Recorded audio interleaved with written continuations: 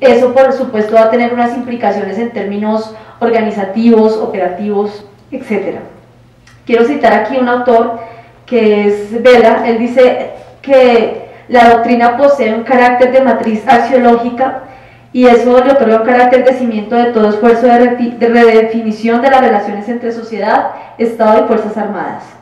De manera que cualquier proceso de reconversión militar concluye solamente en el momento en que se alcanza un verdadero cambio doctrinal, es decir, la internalización de nuevos valores y normas consonantes con el contexto democrático.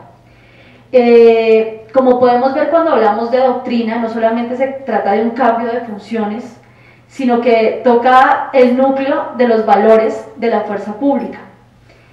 Ahí mi pregunta, y es algo que me ronda siempre, es cómo podemos empezar a hacer ese cambio doctrinal. O sea, ya uno es recurrente en el discurso, hay que hacer un cambio de doctrina, si queremos una fuerza pública consonante con los valores democráticos, con un contexto de superación de la violencia armada y de las condiciones estructurales y coyunturales del sistema político que han dado lugar a esa violencia, hay que cambiar la doctrina. Ok, ¿por dónde empezamos? Claramente estamos frente a un reto que va a tomar bastante tiempo, yo creo que incluso generaciones, porque ya toca un cambio cultural y un cambio valórico que va más allá simplemente de vamos a redactar un nuevo manual o una nueva directiva sobre cómo operamos, y ya empieza a tocar entonces esa visión que hay respecto a la sociedad y cómo la fuerza pública concibe la sociedad y bueno, su lugar o su papel en el sistema político. Bien.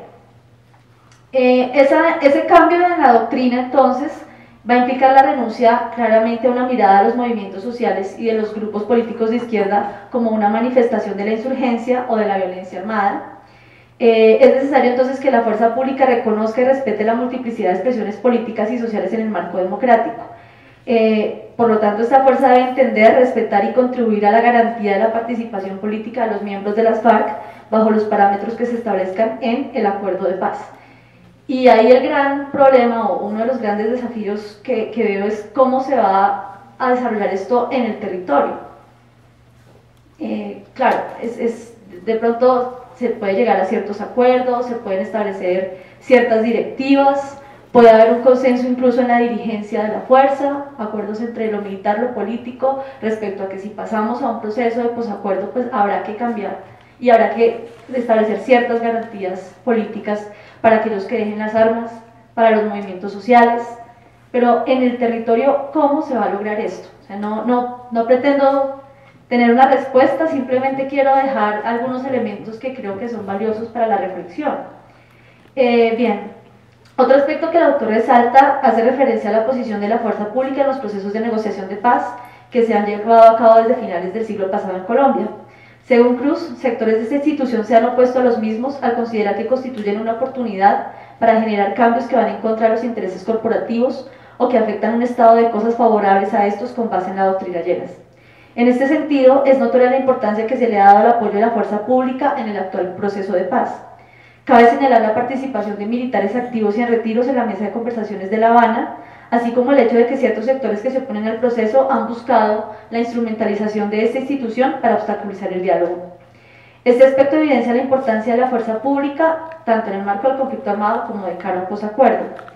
Si bien a diferencia de otros procesos de paz, por ejemplo Centroamérica, el papel de la fuerza pública no hace parte de la agenda de diálogo ni está en el centro de la negociación, es una institución clave en el proceso y lo será, pues como ya lo señalé, en un escenario posterior. Como las experiencias internacionales lo demuestran, la fuerza pública puede contribuir a la implementación de los acuerdos y puede contribuir a brindar las condiciones necesarias para el restablecimiento de la legitimidad institucional, o por el contrario, puede convertirse en un palo en la rueda al momento de poder implementar unos acuerdos y generar procesos de construcción de paz.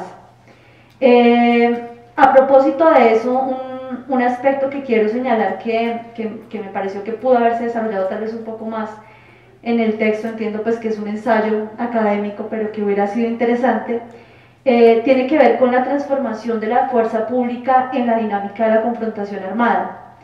Si bien el autor prioriza el tema de las relaciones cívico-militares y el marcado anticomunismo y mentalidad contrainsurgente de los militares y policías como una constante, es necesario considerar las transformaciones organizativas, institucionales y tecnológicas que ha tenido la fuerza pública de cara a un escenario de posacuerdo. Claramente la fuerza pública no es la misma de hace 30 o 40 años, y en ese sentido vale destacar todo el proceso de transformación que ha tenido desde finales de la década de 1990, particularmente desde 1998 y 1999. Creo que ahora en sus palabras Edwin hablaba, me llamó la atención, que él no encontraba en esos procesos de transformación un trabajo más en lo táctico que en lo estratégico. Sin embargo, sí me gustaría que ahondara un poquito más en este tema. Bien, finalmente quiero abordar el tema de las transformaciones y los cambios en la fuerza pública. Como lo señalé antes, el tema de los militares o de los policías no está en la agenda de diálogo. De hecho, ha sido recurrente que el gobierno nacional tiene que salir, ¿verdad?, a cada rato a decir, no estamos negociando en La Habana qué va a pasar con los militares, no estamos negociando en La Habana qué va a pasar con los policías. Y eso es una diferencia que uno encuentra si se compara, por ejemplo, con los procesos de Centroamérica, con El Salvador, con Guatemala, que por la coyuntura en que estaban, que también era un proceso de transición democrática, bueno, el tema militar estaba en el núcleo de toda la negociación. Respecto a ese tema, pues si bien esto de la fuerza pública no está en la agenda, pues es claro que si cambiamos de un escenario donde las amenazas son otras, donde los objetivos son otros en términos de seguridad, va a ser necesaria una transformación. O sea, no es posible seguir con una fuerza pública en clave contrainsurgente cuando el escenario político de seguridad va a ser distinto.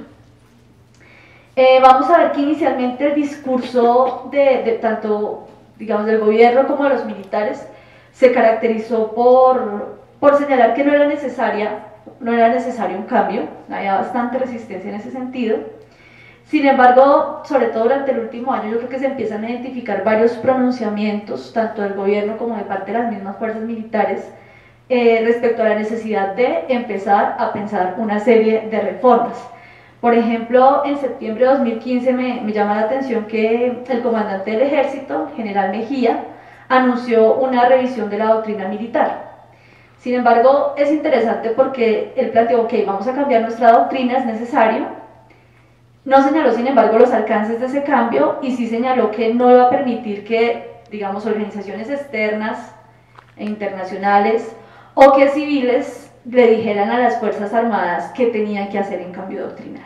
Y yo creo que eso ya plantea un asunto bien importante que tiene que ver también con lo que Edwin hablaba de la relación entonces entre militares y civiles y la subordinación al poder civil y cómo es necesario más que una simple subordinación ya a un ejercicio efectivo pues, por parte de los civiles en lo que tiene que ver con la política de seguridad y de las Fuerzas Armadas. Y es que los militares no pueden hacer esa reforma solos. O sea, claramente tiene que haber participación civil que señale hacia dónde tiene que ir ese cambio doctrinal. No se trata simplemente de hay que cambiar y los vamos a dejar, o dejar, digamos, a esa autonomía relativa de la fuerza pública los cambios que tienen que hacer. Ahí creo que es necesario plantear un debate mucho más abierto y no se puede plantear simplemente como que vamos a cambiar, pero lo vamos a decidir nosotros. Bueno, en este sentido también vale señalar que el Ministerio de Defensa publicó el año pasado la nueva política de seguridad y defensa para la Nueva Colombia, 2015-2018, y ahí ellos buscan establecer ciertas directrices de lo que será el futuro del sector en un contexto posterior a los acuerdos de paz. Ellos señalan entonces pues, que el nuevo escenario va a ser determinación del conflicto armado, de construcción y mantenimiento de la paz, y establece como ámbitos de acción la defensa nacional, la seguridad ciudadana, la seguridad pública y la lucha contra el crimen organizado. El contexto descrito en este documento resalta la importancia de las nuevas amenazas, su carácter transnacional y la necesidad de discutir sobre las misiones y la división clásica entre seguridad y defensa y fuerzas militares y de policía. Aunque de manera tradicional los militares han enfocado su labor en las tareas de defensa y no en la seguridad interna, en el caso de Colombia pues encontramos una excepcionalidad histórica que ha llevado a que estas se encuentren enfocadas en misiones de carácter interno. Dada la dinámica actual de las amenazas, donde pues, esa separación clásica entre lo interno y lo externo es cada vez más difusa, este documento de política sugiere que el postconflicto no llevaría al establecimiento de esa división, sino a una reformulación de las misiones, donde la dimensión interna seguirá prevaleciendo en las funciones de los militares. A propósito de ese ámbito misional y funcional, el posacuerdo es un escenario propio para la Policía Nacional, dado que las amenazas que constituyen la agenda de seguridad no tienen un carácter militar clásico. Justamente a eso apunta Edwin en la parte final de su libro, que es analizar qué va a pasar entonces con la policía en este nuevo escenario. Y él trabaja 4 ejes. El primero es el control democrático, y ahí empieza por cuestionar entonces la estructura institucional y el hecho de que la policía esté adscrita al Ministerio de Defensa, como ya lo señaló pues justamente en su intervención. Mi pregunta entonces aquí en este sentido es ¿qué elementos habría que considerar a la hora de pensar entonces en una reforma de este carácter? ¿Qué tipo de institucionalidad? Y también cómo podemos aprovechar finalmente que ya hay una capacidad instalada, cómo podríamos entonces cambiarla pensando en una nueva forma organizativa, que yo creo que apunta más que todo a disminuir o a que cese esa militarización pues, que ha marcado a la policía. Lo segundo tiene que ver con la doctrina, que apunta al tema de seguridad ciudadana. Lo tercero es el tamaño de la fuerza, y lo cuarto es el tema de qué pasa con una fuerza rural o la policía en los contextos rurales. Yo quiero señalar algunos aspectos sobre los puntos 3 y 4. Respecto al tamaño de la fuerza, vale decir que el documento de política de seguridad que les mencioné anteriormente no plantea una disminución de la tropa ni del presupuesto dedicado al sector seguridad. Lo que mantiene, y esto es una constante que se mantiene ya de otros documentos que han sido presentados antes. Por ejemplo, en el 2005 un documento titulado Visión Colombia 2019. Vamos a ver que entonces lo que plantea el documento que se publicó el año pasado de política de seguridad es un rebalanceo de la fuerza, donde de todas formas se señala que van a haber unos ajustes institucionales de funciones, pero que el pie total de la fuerza no va a disminuir. Las cifras indican, por ejemplo, que desde el 2007 se ha dado un incremento paulatino de los miembros de la policía, mientras que el tamaño de las fuerzas militares se ha mantenido estable. Y ahí entonces es donde creo que es importante empezar también a considerar, ya David lo señalaba, no es deseable en este momento una disminución brusca ni no planeada del tamaño de la fuerza, pues porque hay unos retos en materia de seguridad y hay experiencias internacionales que demuestran que ese tipo de reformas no hay que hacerlas tan rápido y sin una planeación. Si no, miremos lo que pasó en El Salvador o lo que pasó en Guatemala, que hicieron disminuciones sumamente bruscas de más del 50% de la fuerza en muy pocos años y bueno, las implicaciones que ello tuvo.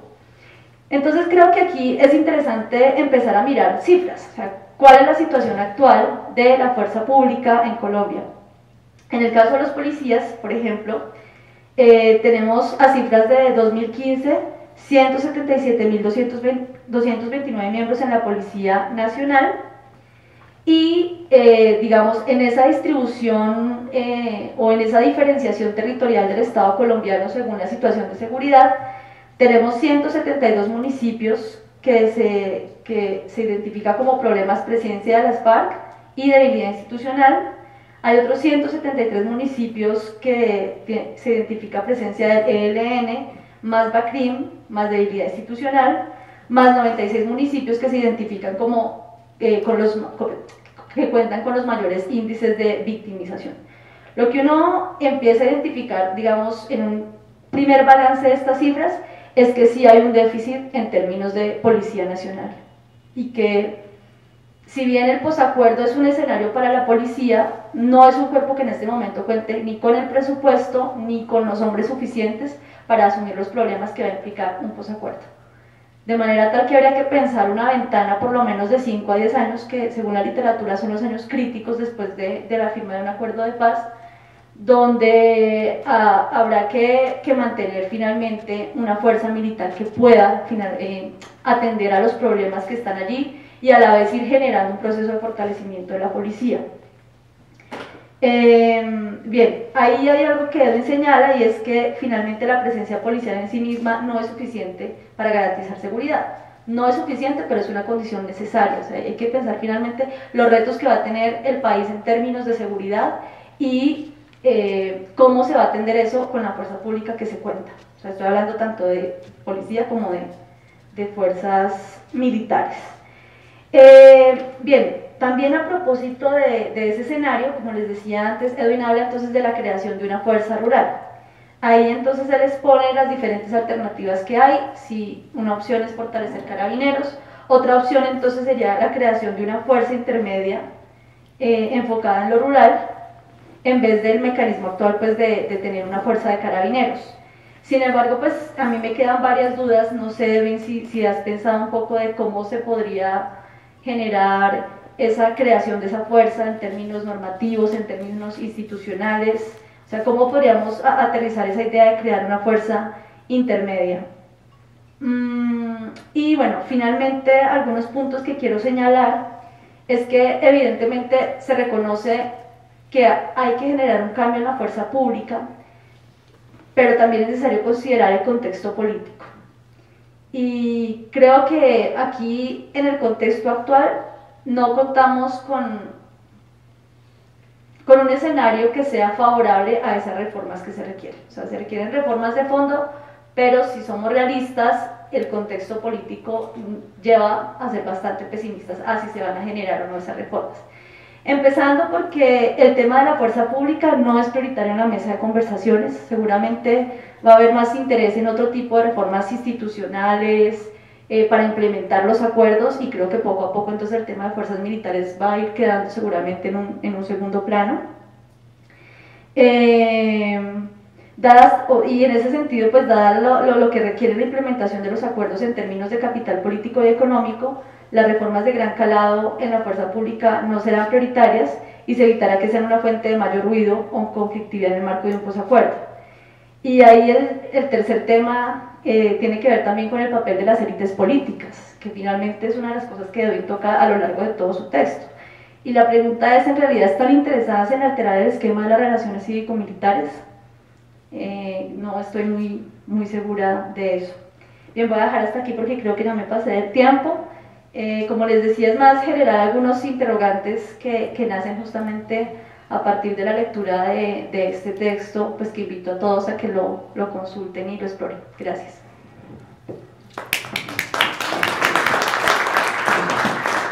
Agradecemos a la profesora Viviana García su intervención y ahora damos paso a los comentarios del profesor Juan Carlos Chaparro Rodríguez. ¿Ahí se escucha? ¿Se escucha bien? Bueno, muchas gracias por la invitación, Ed, a comentar su libro, y agradecer también a ustedes por la presencia que hacen en este evento, ¿no? Yo también recabé muchos aspectos que Viviana ha señalado y por lo tanto no voy a hacer comentario de ellos. Voy a hacer más bien unos pocos comentarios, breves comentarios respecto de la importancia documental que tiene el libro, ¿verdad? Si mal no estoy, en la revisión que yo he efectuado sobre el tema y que Edwin recoge muy bien en ese primer capítulo, los estudios, sea de carácter histórico, politológico, sociológico o ensayos como este, que se han efectuado sobre los procesos de paz, han omitido en muy buena medida el análisis sobre Fuerzas Armadas. Tal vez el único estudio, si mal no recuerdo, es o la única mención, mejor, que se hace en un estudio de este talante, es el que hiciera ya hace muchos años la profesora Socorro Ramírez y Luis Alberto Restrepo, ¿no? Y eso a propósito del evidente papel que tuvieron los militares, particularmente el ejército, en el proceso de paz del gobierno de Belisario Betancur, ¿no? Pero de allí acá ha habido a mi manera de ver, una evidente omisión del tema. Y fíjense ustedes que el tema es de absoluta relevancia, no solo por lo que se ha dicho aquí, en términos de la persistencia de una doctrina que se mantiene operando al amparo de los presupuestos de la Guerra Fría, sino por una cosa que a mi modo de ver es mucho más importante, y es que es la primera vez que en una agenda de diálogo el tema militar no está propuesto allí para discusión. Y si eso es así, entonces ¿de dónde vendrá la reforma que necesariamente se requiere, se le imprima a las Fuerzas Armadas? En ese sentido a mí me parece que su apuesta, Edwin, es muy valiente y muy valiosa. ¿Valiosa por qué? Porque el empuje de esa mentada reforma tendrá que venir de muchos sectores, entre esos los académicos, de modo que usted ha dado un paso muy importante en ese sentido, ¿no? Es una apuesta, como usted lo señala insistente e incisivamente en el texto, de democratizar, de abrir el debate, de democratizar el debate con un propósito mayor, y es democratizar el régimen político, democratizar las relaciones sociales que tenemos en este país, las relaciones políticas mediadas justamente por esa persistente o por la persistencia de la doctrina de seguridad imperante, ¿no? De modo tal que a mí me parece que de entrada ese es un gran acierto del libro y de sus inquietudes académicas y políticas, ¿no? Porque el libro ciertamente está orientado o está construido a partir de allí, de una preocupación política que siente Edwin, o por lo menos así lo percibí yo en mi lectura, de poner en discusión algo que hasta el momento ha parecido casi que vedado, ¿no?, en la mesa de negociación. Hice mi lectura también en términos de la forma como está construido el texto, de las fuentes que se utilizan para sustentar el texto, de los problemas que a mi manera de ver resultan más seductores, para decirlo de alguna manera, de las tesis que me parece que son provocadoras, pero entre otras cosas también discutibles desde luego, y una serie de críticas que me parece que se le pueden hacer al texto, ¿no? Entonces decía, de entrada el tema es, el libro, perdón, es importante, es relevante por el tema que propone, el tema de discusiones Fuerzas Armadas, ¿no? ¿Qué lugar tienen y qué lugar han tenido en los anteriores procesos de paz, ¿no? No ha sido un papel pasivo, en modo alguno, hay que decirlo. Muchos procesos de paz o se bloquearon o se malograron, digámoslo así, por la conducta que asumieron los militares, ¿no? Pero hay que decir, y en eso acierta Edwin, me parece que, mire, la percepción que yo tengo del libro es que es un análisis bien ponderado y es objetivo, ¿no?, en muchos aspectos. Edwin señala que mal haríamos, y a mí me parece que sí es así, en decir que quienes han azuzado la guerra han sido los militares o solamente los militares. La experiencia, o mejor, la muestra de que eso no ha sido solamente así, la tenemos a la orden del día, ¿no? Y es cuál es la postura que Uribe y el uribismo le ha querido dar a las Fuerzas Armadas a propósito de este proceso de paz, ¿no? Es una postura claramente de desestabilización, no solo del proceso, uno diría del gobierno mismo, del régimen mismo, ¿no? Bueno, ¿cuáles son las fuentes? Me parece que Edwin hace un ejercicio muy juicioso, muy riguroso en términos de consultar, de auscultar cuáles son los trabajos que se han producido en Colombia sobre procesos de paz que involucren de alguna manera las Fuerzas Armadas, o que involucren el tema de Fuerzas Armadas, y me parece que está casi todo lo que se ha escrito sobre el asunto, que, insisto, han sido más referencias indirectas que directas, ¿no? Pero ahí yo tengo una objeción, Edwin, y creo que las fuentes, aun cuando están citadas, no están criticadas, y no están criticadas suficientemente en los presupuestos que plantean, y creo que esa podría ser un ejercicio pertinente que valdría la pena revisar. No voy a entrar en detalles aquí porque no es el lugar y no hay tiempo. Hay un problema que articula toda la discusión de principio a fin, con el cual, o frente al cual yo tengo algunos reparos, y es el problema de la autonomía. Edwin parte de un presupuesto histórico de que la doctrina Lleras, pronunciada en 1958 por parte del presidente Alberto Lleras Camargo, sí, Camargo, ¿no? Sí, sí. Dio pie para que los militares, digamos, tuvieran un amplio margen de autonomía en términos del manejo del conflicto armado interno y en cuanto al presupuesto.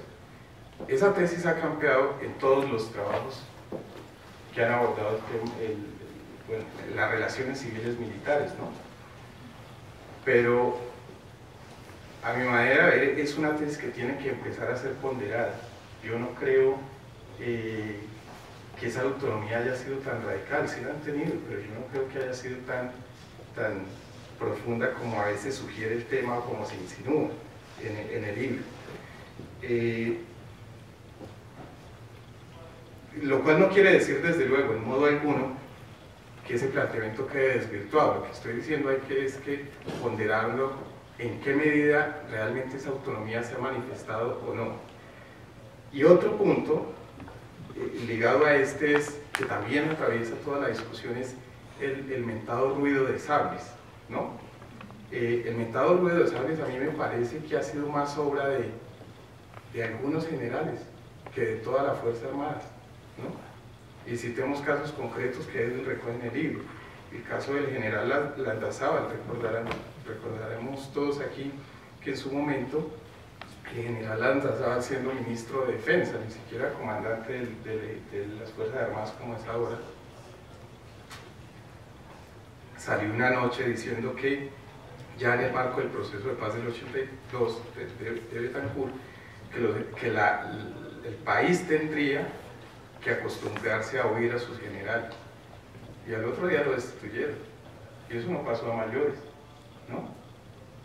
Y en su momento Bedoya también intentó subordinarse al gobierno de Samper y lo destituyeron y no pasó nada. Es decir, lo que quiero señalar con esto es que hay que hacer esos matices, porque el ruido de sables, a mi manera de ver, no ha sido obra de toda la Fuerza Armada, ha sido de tipos que en su momento han considerado que esa ha sido la mejor postura que hay que asumir y demás. Entre otras cosas, y este es un acierto también del trabajo, de la reflexión que hace Edwin, hay que salir de esa idea de pensar a las Fuerzas Armadas como un cuerpo monolítico, absolutamente homogéneo. No, allí también hay matices. Yo creo que eso entre otras cosas, ha sido uno de los impedimentos para pensar seriamente quiénes son, qué es esa institución, cómo está estructurada, cómo está orientada y demás. Fíjense ustedes, todos nos dimos cuenta, Viviana lo acaba de comentar, hace unos 8 meses salió el comandante del ejército haciendo mención a que sí, ya se está transitando hacia una reforma en la doctrina militar, ¿no? Y eso no tuvo, digamos, tuvo más resistencia en algunos militares retirados y en el uribismo que entre los mismos militares. Los militares saben que una de las cosas que se viene para ellos es la reforma, y que esa reforma seguramente contemple cambios en la doctrina, ¿no?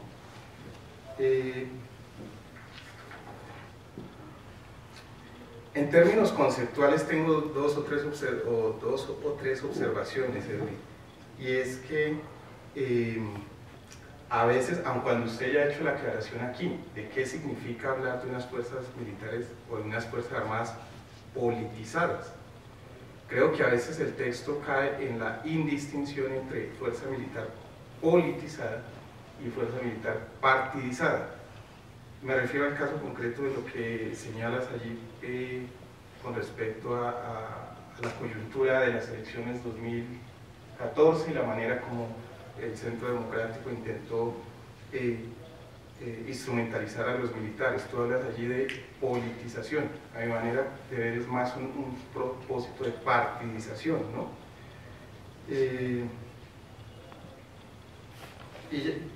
Bueno, hay muchas cosas, pero voy a cerrar con esto.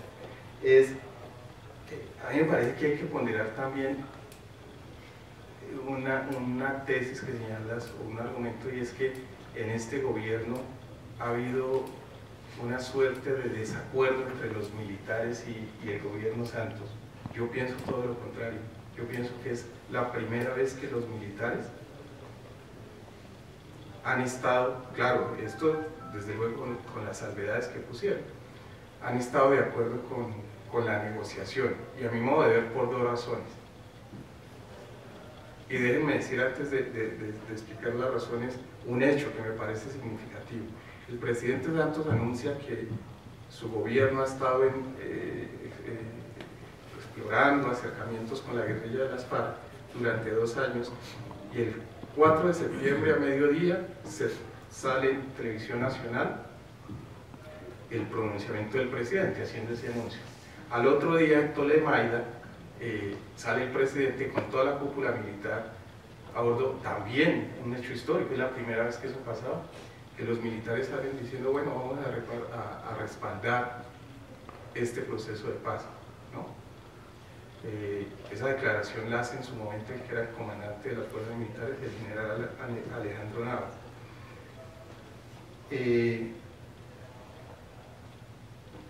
Yo creo que ese mentado desacuerdo ha sido más obra de los militares retirados, incluso no de todos, y del uribismo que ha suscitado ese debate, pero a mí no me parece tanto que haya una suerte de distanciamiento entre la fuerza activa hoy y el presidente. Y no lo ha habido porque los militares han sido estratégicos en situarse en este proceso. Y su principal estrategia ha sido, vayan y negocien lo que quieran, pero las Fuerzas Armadas es la primera vez que en la agenda no está ese tema, ¿no?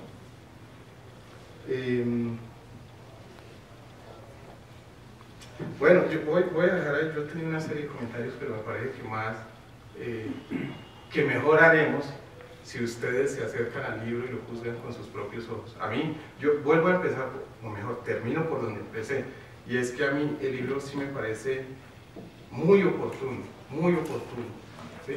No solo por su contenido documental, sino por lo que ya señalaba, porque es un tema que quedó veado de la agenda. Entonces, sí, digamos, si no nos empoderamos nosotros, la sociedad civil, de ese tema, que no es cualquier tema, hay que decirlo, pues entonces ¿a quién se lo dejamos? Y segundo, porque tiene una cantidad de tesis muy provocadoras, muy interesantes, a mí me parece. Empezando entre otras porque es un texto que no se agota en la evaluación del asunto, sino que se atreve a proponer qué es lo que se debería hacer para romper con esa doctrina, para democratizar la cuestión militar o el tema militar y demás. De modo que yo no tengo para Edwin sino que palabras de elogio por su trabajo. Muchas gracias.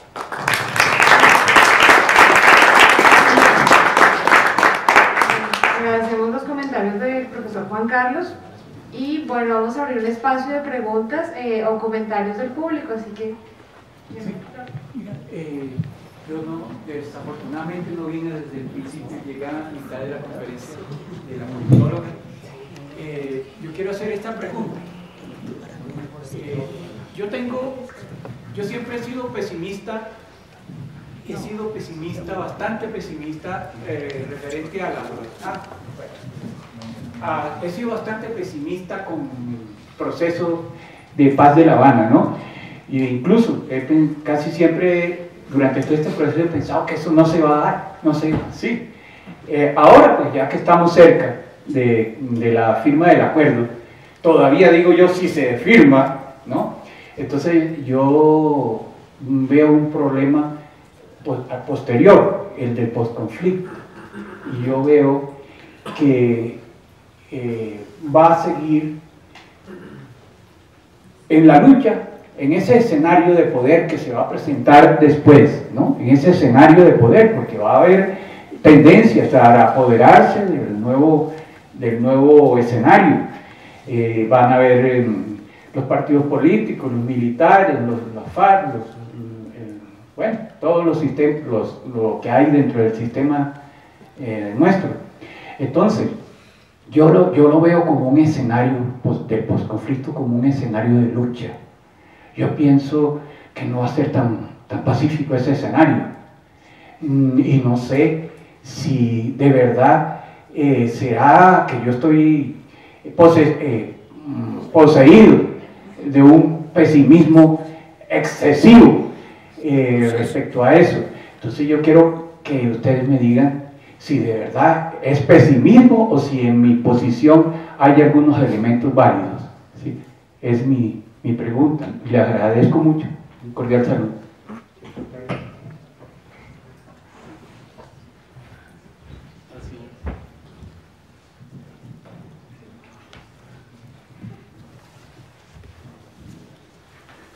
Bueno, en primer término, para destacar que el tema se esté tratando en un momento en que hay una decisión del Estado, en que este es un tema que no se toca, incluso cruzado por unas conversaciones, y en que los medios de comunicación dominantes repiten el planteamiento de Santos de que este tema no se toca.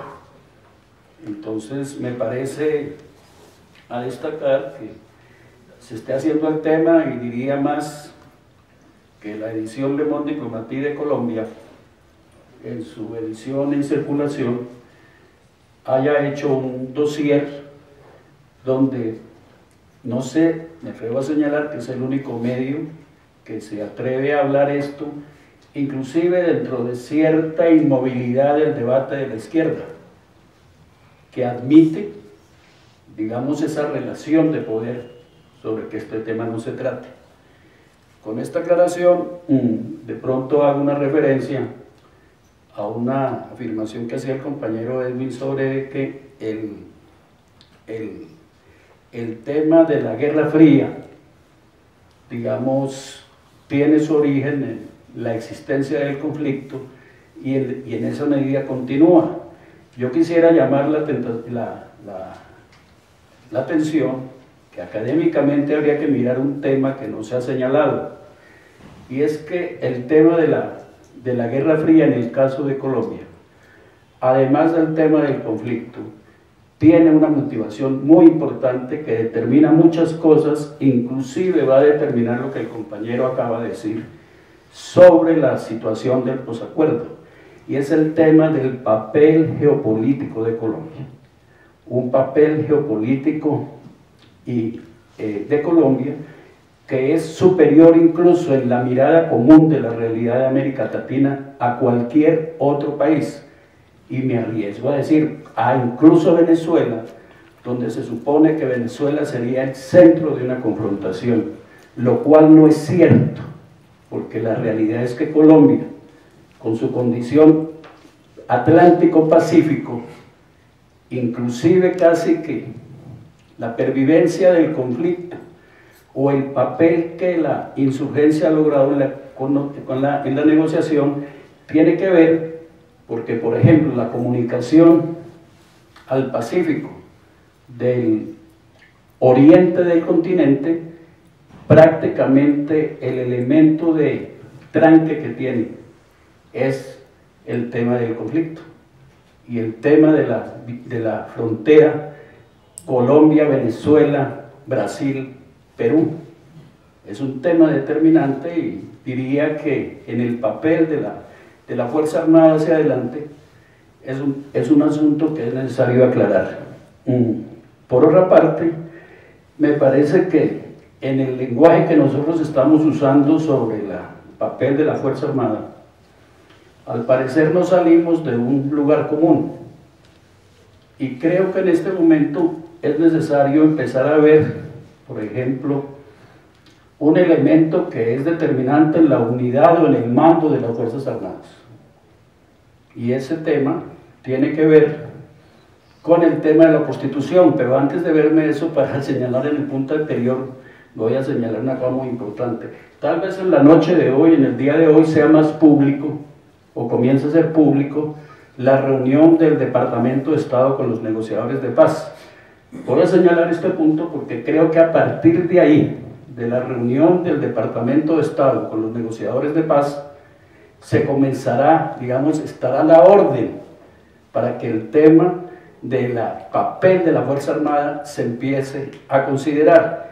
Y lo digo en este momento para rematar que ese papel estará siendo determinado por el papel de pivote fundamental de la correlación de fuerzas de la hegemonía en el continente que va a cumplir Colombia. Es decir, que hasta el momento, en la hegemonía continental, si me permiten, entre comillas, Estados Unidos ha permitido las elecciones de supuestamente dirigentes de un proyecto alternativo en varios países del continente.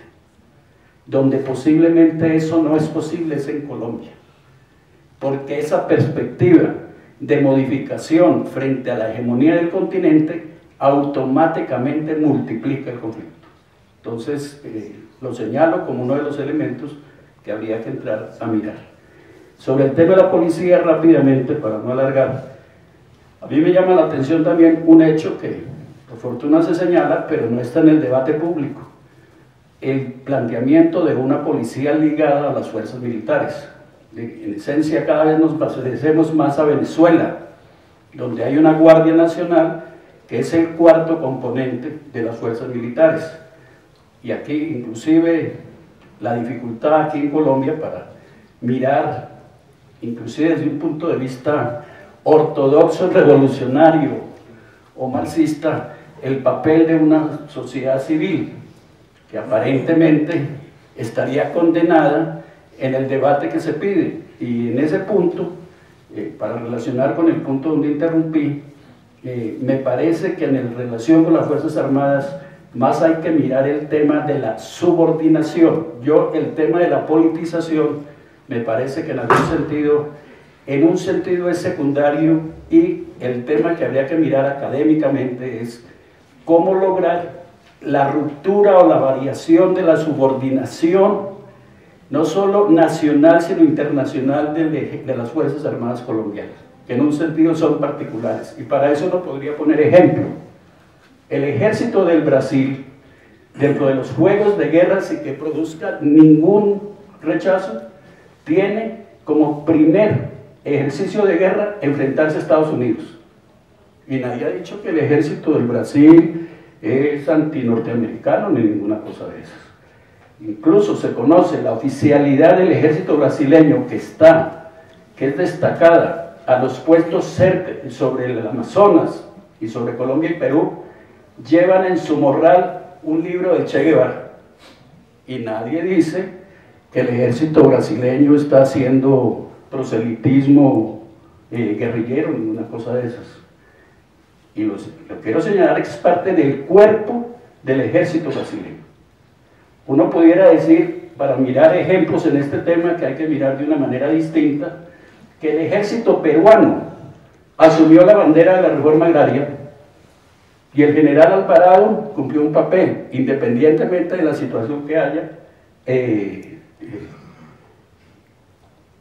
diferente a una situación de subordinación plena al proyecto, al dominio, al proyecto que se maneja desde Estados Unidos. Estos dos ejemplos los voy a señalar, de que en esencia el carácter de nacionalidad, de colombianía en el ejército, es uno de los temas que habría que contar y tratar de explicarnos por qué es ese vacío, no sé si en el conjunto de la sociedad o en el caso de las Fuerzas Armadas.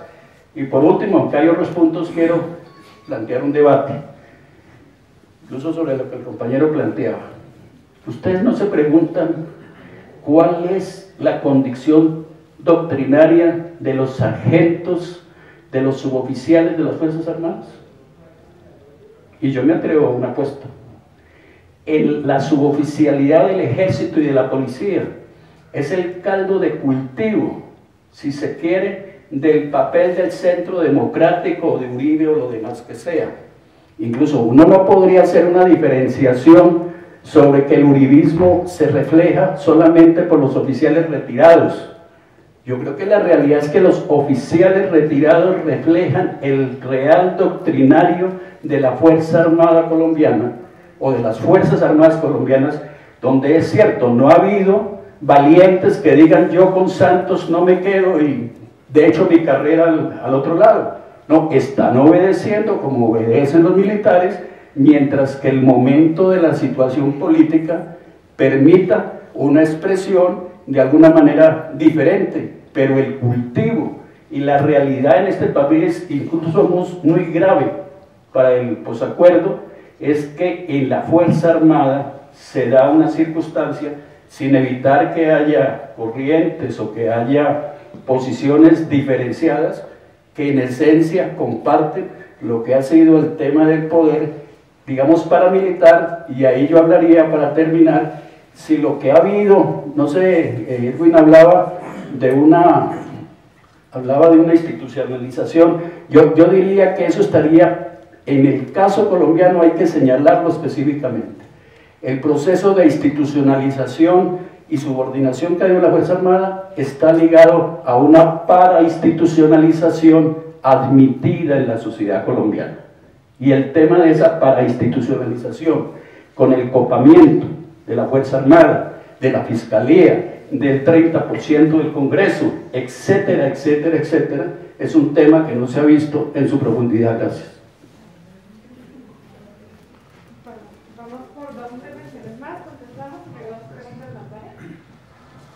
Buenas noches, simplemente es para manifestar que las Fuerzas Armadas, a partir de los años 60, con la doctrina de seguridad nacional, creo que, bueno, decía el profesor Juan Carlos Chaparro, con la doctrina Lleras, se venían implementando. Ellos históricamente han tenido una serie de confrontaciones con las agrupaciones armadas, ¿sí? Sean de izquierda, sean de derecha, consideradas de derecha. Ellos tienen posiblemente una serie de opiniones diferenciadas, que ellos los militares no las pueden expresar públicamente. Ellos tienen que acatar a una constitución y están pues supeditados a un poder político, un poder civil, cual en este caso lo refleja en las negociaciones de La Habana. Por otro lado, que me parece que me gustaría de pronto escuchar inclusive de parte de los tres, es si bien hay un posacuerdo, o un posible posacuerdo, ¿cómo se haría o qué se haría para ver que si bien el conflicto armado, inclusive llegando a unos acuerdos con las FARC, no finaliza, porque eso es una matiz, y que considero que el gobierno de una manera puede ser desinformada o malintencionada, refleja la opinión pública de que llegándose a unos acuerdos de paz con la guerrilla de las FARC, se entran a unos mecanismos, a unas herramientas de posconflicto. Pero mi inquietud es, ¿qué pasa con el resto de los actores, sobre todo actores armados? La guerrilla, el ELN, lo que queda del EPL, posiblemente. ¿Qué pasa con las BACRIM? ¿Qué sucede en las diferentes zonas de Colombia? Porque parece que hay un silencio enorme al ver que solamente hay una importancia que a los acuerdos de La Habana. Y mi inquietud, pues más que inquietud, de pronto puede ser una observación. Sí, los militares siempre han estado supeditados a la autoridad civil, pero ellos siempre con ese modelo estadounidense de los años 50, que recuerda un trabajo del historiador Saúl Rodríguez Hernández, de toda esa influencia doctrinaria, siempre están imbuidos, no pueden expresarlo, pero en las confrontaciones van, ¿sí? De términos inclusive decir, desde bandolero, porque ellos quedan con esos términos de los años 40 y 50 de la violencia partista, hasta unas confrontaciones tenaces, a una guerra, no solamente de guerrillas, sino una guerra de movimientos que desafía sobre todo las FARC en los 90s, yo me atrevo a decir desde finales de los 80s hasta el año 2001, 2002, ¿sí? Pero va mucho más allá. Entonces, decir, ese posacuerdo, ¿qué aseguraría? No solamente para los militares, que posiblemente se despoliticen, si es como lo entiendo, sino también es qué condiciones hacen ver que haya una seguridad, no solamente parte de la Policía Nacional, sino de las Fuerzas Armadas, de las fuerzas militares, en esas zonas en donde solamente tenemos una opinión, o parece que tenemos una opinión del centro, no de los territorios, en donde realmente, a pesar de que en Bogotá se vive también conflicto armado, es en esas zonas donde realmente se permanece. No necesita únicamente haber una confrontación armada, sino también esos matices que dicen que de pronto hay el mecanismo de extorsión, el mecanismo de la lógica de control territorial, ¿sí? En donde ejercen los diferentes actores armados. Entonces digo, ¿qué herramientas pueden permitir para eso? Porque desde que haya un actor armado irregular, y que considero en que todavía el conflicto armado exista, es un desafío al Estado, y por ende tiene que salir el aparato, o sea, el representante del Estado, que son las fuerzas militares, sea policía, sea fuerza aérea, armada, ejército, ¿sí? Sea la SIGIN, todo lo que tenga que ir con ya para tratar de contrarrestar, pero tendría que ver de pronto esos matices para ver de pronto es politizar. O sea, digo yo, eso es como a manera como de una inquietud que me gustaría que nos respondiera. Muchas gracias. ¿Les parece si contestan estas tres y luego damos espacio para las tres manos que están levantadas? Con eso no se diluye un poco como los comentarios. Sí. ¿Sí? Claro. Sí, adelante.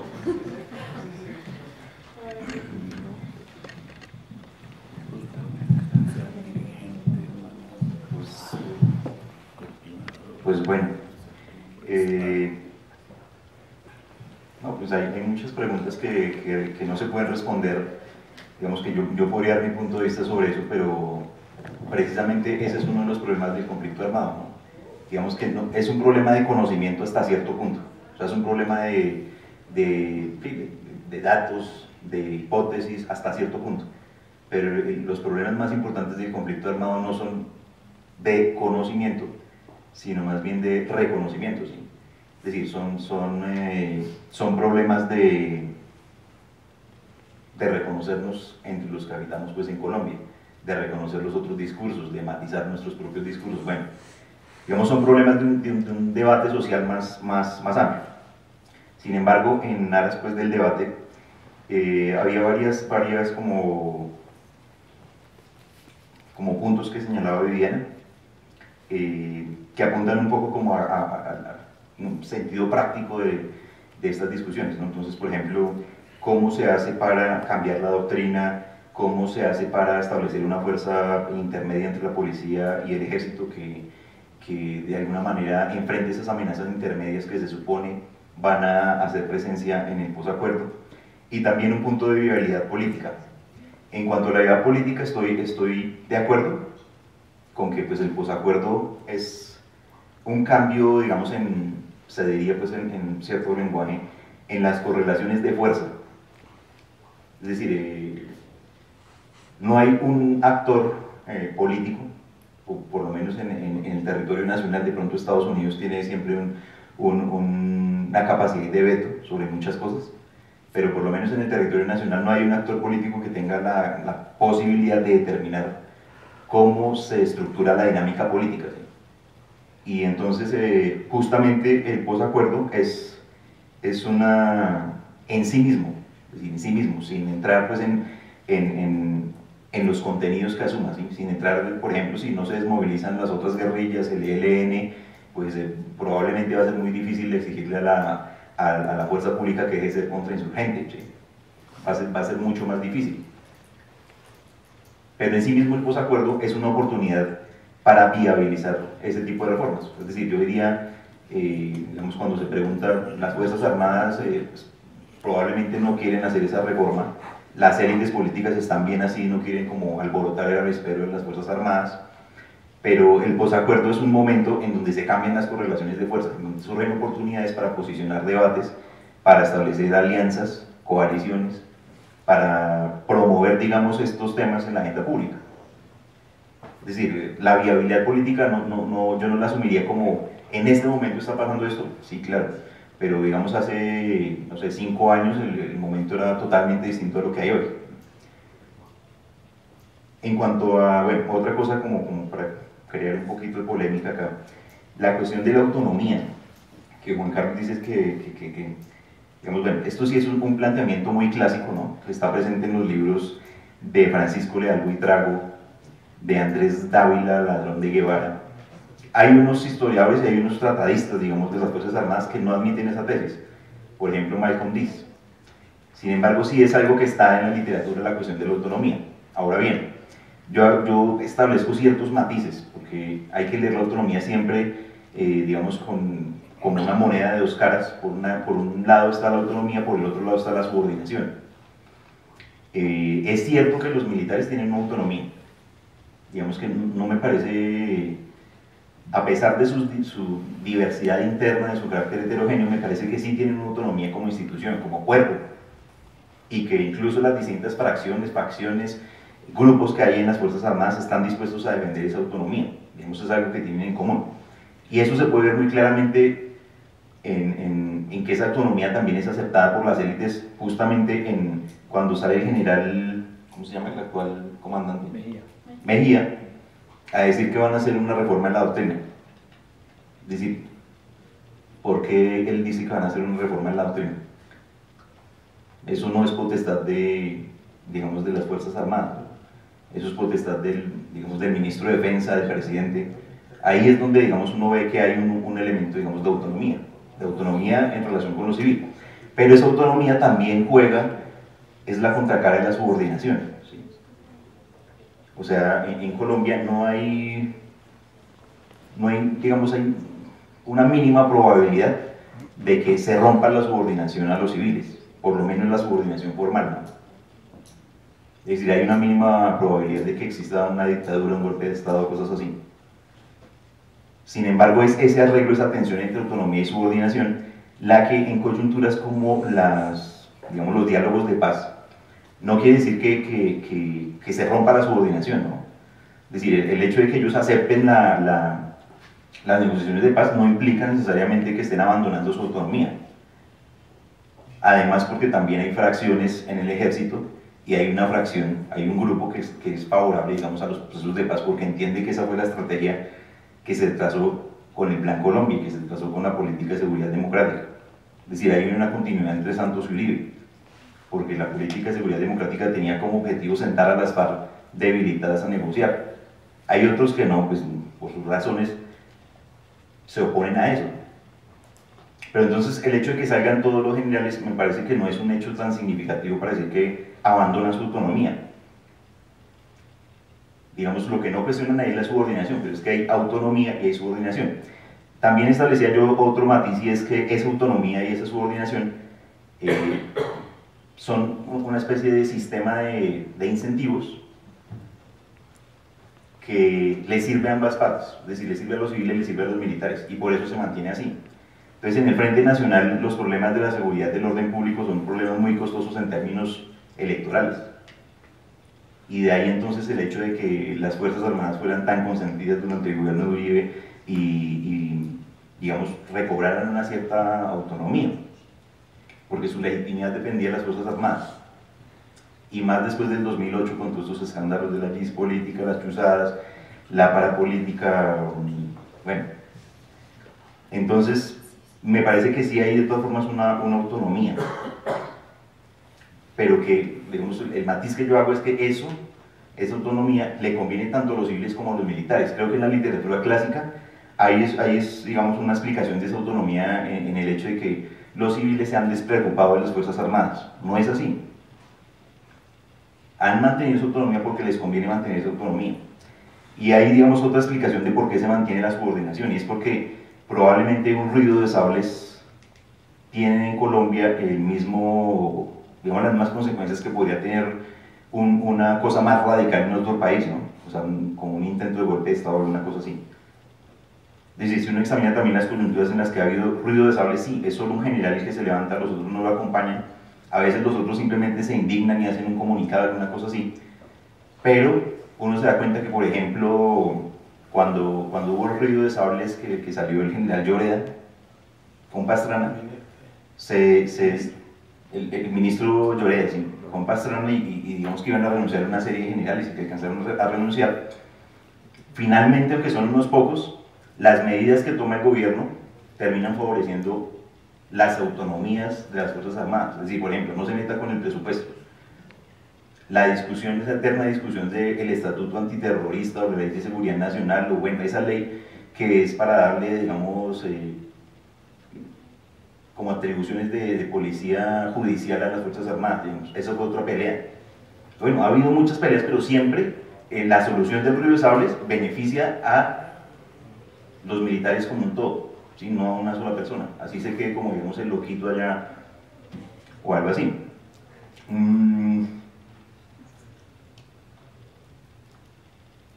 Entonces yo diría que, digamos, yo matizaría también eso de que esta es la primera vez que los militares están de acuerdo con Santos. Formalmente sí, digamos, o sea, porque claro, usted, por ejemplo, lo decía, ellos no son deliberantes, y entonces no pueden salir a decir estoy en desacuerdo, por lo menos, o estoy de acuerdo, tampoco lo pueden decir, no pueden tomar partido. Sin embargo,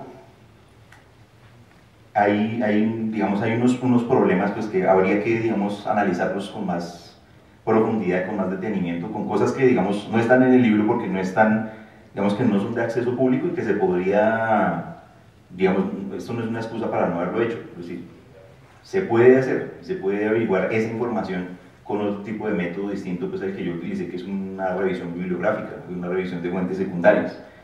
Es decir, se puede hacer entrevistas, grupos vocales, lo que sea, para sacar esa información que está pensando realmente las Fuerzas Armadas. Ahora, eso sería, no sé, eso me parece un poco complicado, pero eso se puede hacer. A lo que hoy es, hay mucha información que nosotros no conocemos. Hay, digamos, muchas veces nosotros, no sé, por poner un ejemplo, la salida de Vicky Dávila de la FM y el escándalo por el video hay muchos intereses que se mueven que no aparecen necesariamente, que tiene uno que leerlos, digamos, como el subtexto que hay detrás de eso, para entender cómo se mueve la política. Más o menos a eso apunta este comentario. Hay un subtexto, pues, entre los hechos pues, que salen a la esfera pública y lo que, digamos, probablemente realmente se está moviendo. La diferencia entre lo partidizado y lo politizado. Yo creo que el Frente Nacional, o sea, la doctrina Lleras, despartidizó a las Fuerzas Armadas. Los despartidizó porque ese discurso fue el 9 de mayo de 1958. Creo que estrenando el Teatro Patria. Y entonces el señor lo que dijo fue, ustedes no vuelvan a tomar partido como la policía que tomó partido en la violencia, más o menos. Y nosotros no nos vamos a meter en las cosas de los militares. Es decir, los despartidizó en términos de las Fuerzas Armadas no van a pertenecer ni al conservatismo ni al liberalismo. Sin embargo, a partir de ahí todos vamos a ser anticomunistas. Entonces, una despartidización que no se traduce en una despolitización, porque no es posible, ¿sí? No es posible. Es decir, estamos en la Guerra Fría, eso no es posible. El ejército es para mantener el orden. O sea, yo creo que sí hay esa diferencia. Ahora, lo que pasa es que ahora se presenta otro tipo de politización con Uribe que en algunos momentos alcanza a ser, en cierto sentido, como lo plantea usted, una partidización, ¿sí? De ciertos sectores. Entonces, digamos, la promoción que hacía la esposa del general Tania Vega, la señora Tania Vega, digamos, toda esta campaña electoral que hacía con la reserva activa, lo llaman ellos, ¿no? Digamos, sí hay un intento de partidización. Yo creo que eso no se consolidó finalmente, ya no se va a consolidar porque ya cambió el momento. Es decir, ya el centro democrático, por decirlo así, ya perdió en algún terreno y ahora le toca mirar cómo se acondiciona pues a lo que sigue. Pero sí hubo un intento, o sea, creo que sí está ahí esa distinción entre lo politizado y lo partidizado. Bueno, creo que eso sería lo que le puedo decir. ¿La réplica para Viviana?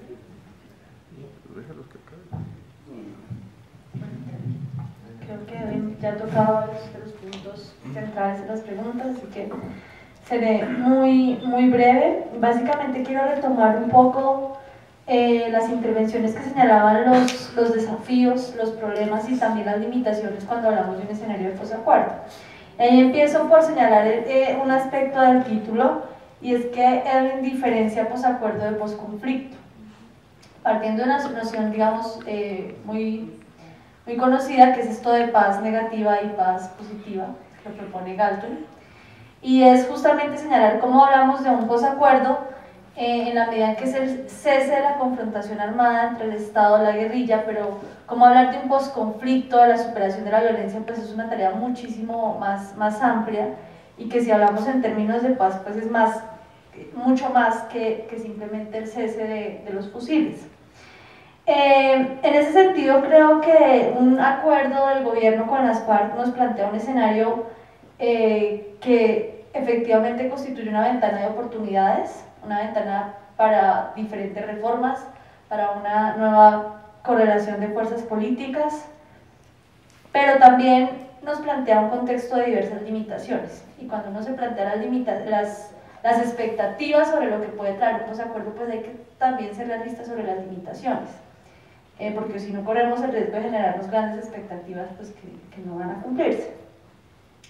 Entre los desafíos y las limitaciones, primero quiero señalar que efectivamente no va a desaparecer la violencia, y eso no es una característica única para Colombia, sino que en general, si uno analiza los escenarios de posacuerdo, la violencia persiste, con diferente intensidad, pero es un factor que persiste, no va a desaparecer de un momento para otro. Puede que tenga ciertas transformaciones. Bueno, yo menciono mucho Centroamérica porque son los casos que he estudiado, y por eso es que a veces es recurrente mi mención de Centroamérica, pero efectivamente allí lo que se dio fue una transformación de una violencia política a una violencia que algunos autores llaman social, anómica, criminal, pero como la violencia es algo que persiste, ¿no? Entonces habrá que ver ahí que la violencia no va a desaparecer, y el desafío entonces es que el posacuerdo, más que desaparecer la violencia, lleve a un estado de cosas que permita implementar las reformas que se requieren justamente para superar este tipo de problemáticas, y no para que persista o para que se transforme y se agudice. Tenemos otro desafío que tiene que ver con la debilidad institucional, y es qué tan fuerte o qué tan capaz era el Estado colombiano de lograr implementar las reformas y lo que se está acordando allí en La Habana. Y sobre eso hay una discusión bastante amplia que pues no voy a abordar en este momento porque no, creo que el tiempo no nos da. Respecto también al tema de la seguridad y lo que hablaban aquí de las amenazas o las problemáticas que pueden surgir en un escenario posacuerdo, no hay que esperar al posacuerdo, son problemas que ya están. El tema del narcotráfico claramente va a persistir, y eso hay que considerarlo. El tema en general de las economías ilegales, el papel de la minería, y un aspecto que me parece muy importante que tiene que ver con la violencia paraestatal, y cómo efectivamente eso es uno de las grandes problemáticas que es necesario asumir y abordar si hablamos del fin de la violencia en Colombia, que ha sido finalmente una constante. Voy a dejar hasta ahí, le voy a dar la palabra entonces a Juan. Bueno, hay una pregunta que no se puede dejar pasar por alto, que es la pregunta que hizo el señor que inició la serie de preguntas, y es el escepticismo o la incertidumbre que ronda tanto en él como en millones de colombianos, hay que decirlo, sobre la firma de esos acuerdos. Uno habla con la gente en distintos espacios, en la calle, en la misma universidad, y la gente es muy escéptica a la firma del acuerdo, con todo lo que se ha avanzado, que es en ese sentido es otra de las características de este proceso. Todos lo sabemos, en ningún otro proceso de paz se había avanzado tanto como se ha avanzado en este. Y algunos creemos que eso es afortunadamente un hecho irreversible, con todas las talanqueras que se le han puesto desde el Centro Democrático, desde la Asociación de Militares Retirados y demás. Pero infortunadamente, las experiencias negativas de los procesos de paz anteriores y la propaganda negativa que se le hace al proceso ha tenido más resonancia entre la ciudadanía que la propaganda positiva. Y eso tiene unas implicaciones profundísimas, y es que el proceso de paz tiene que llegar a un escenario de refrendación. ¿Y qué pasa si ese escepticismo sigue rondando?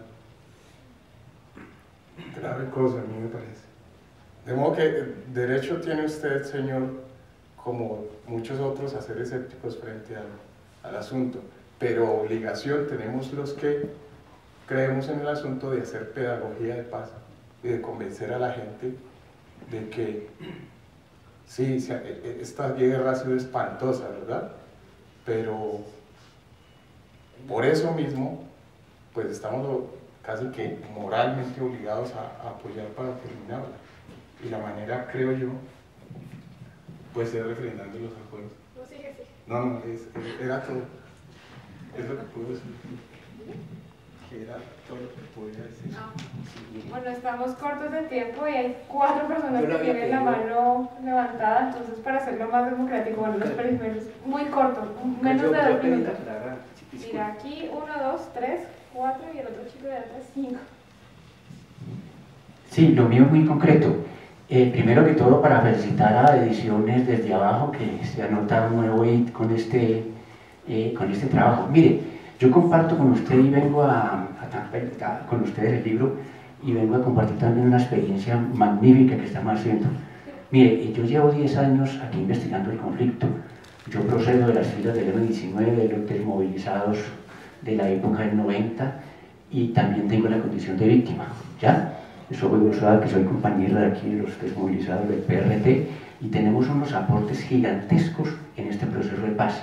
Uno de ellos es que nos hemos unido a un núcleo de antropólogos, sociólogos, periodistas de la que son víctimas y algunos investigadores sociales autodidactas, como el caso mío, y vamos a sacar un periódico de las víctimas. Ya le tenemos el nombre, se va a llamar Verdad y Justicia y el eslogan va a ser democratizar la palabra y el conocimiento es democratizar la sociedad, habida cuenta pues de la perversidad de los medios de comunicación.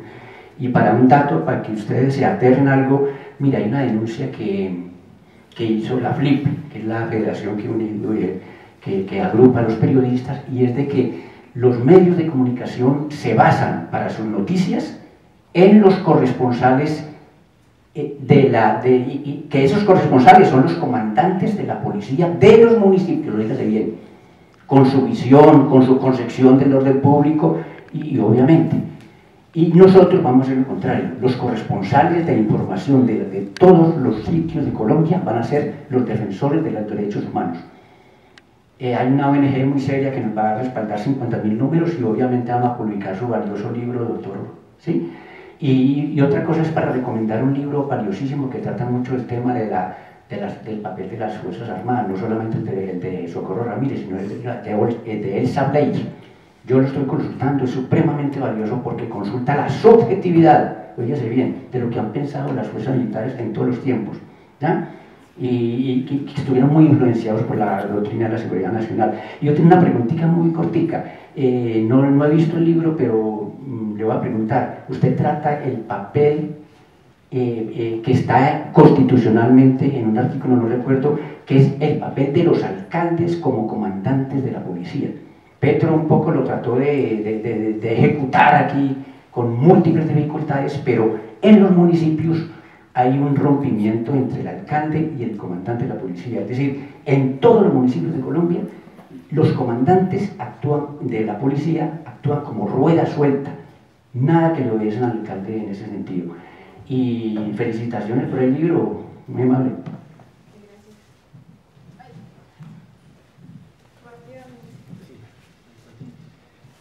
Bueno, yo veo un poco en la preocupación que tiene el profesor Edwin en cuanto a el papel de las Fuerzas Armadas en el posconflicto.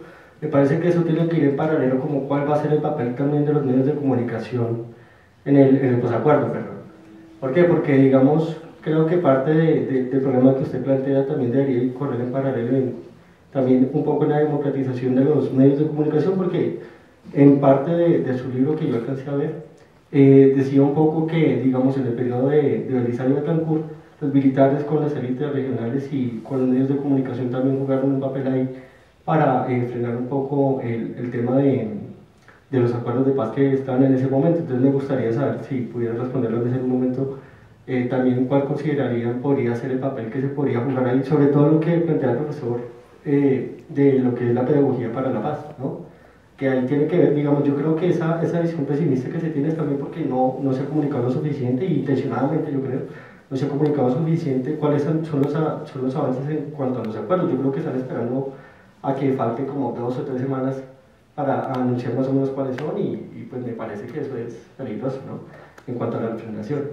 Y otra cosa que es que en la bibliografía que usted utilizó para hacer el ensayo, no veo referenciado a las investigaciones que hizo el profesor Rossi, Gonzalo Bermúdez Rossi, sí, que él habló sobre el poder militar en Colombia, no lo vi referenciado. Ya.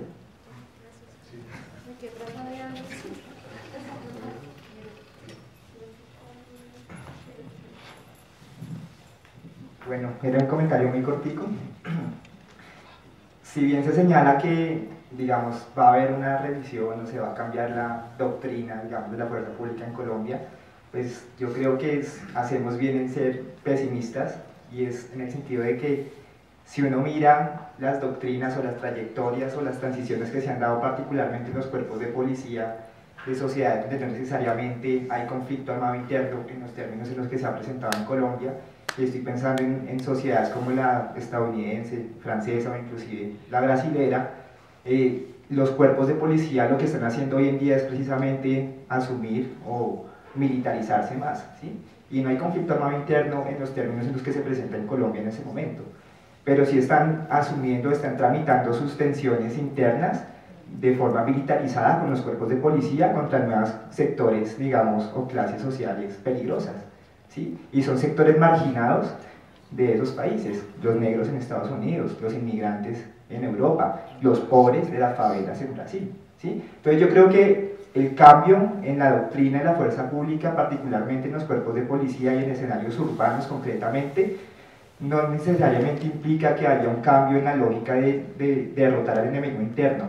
Creo que están buscando derrotar al enemigo interno, sino que cambió, y lo están buscando hacer utilizando mecanismos militarizados y tecnologías del uso de la violencia que vienen del ejercicio, digamos, de los cuerpos militares. Entonces era como señalar eso nomás.